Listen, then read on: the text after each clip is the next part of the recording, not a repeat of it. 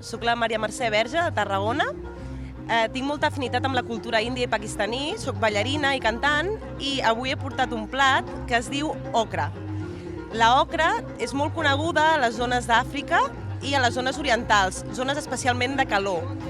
La recepta consisteix, primerament, és tallar la ceba abundant i quan ja, diguéssim, l'has putxat, agafes el gengibre fresc i una miqueta de guindilla verda i tritures i barreges amb la ceba putxada. Una vegada arribat a aquest punt, fiques les espècies, una miqueta al teu gust. Pots ficar cúrcuma, pots ficar pebre vermell, pebre negre, etc. I quan ja, diguéssim, ha agafat una miqueta més de coloret, agafes les verdures prèviament tallades, rentades, i tot barrejadet, i deixes que faci xup-xup, i quan ja, diguéssim, tot el conjunt s'ha barrejat molt bé, més o menys és mitja hora, 40 minuts de cocció, i ja llestos.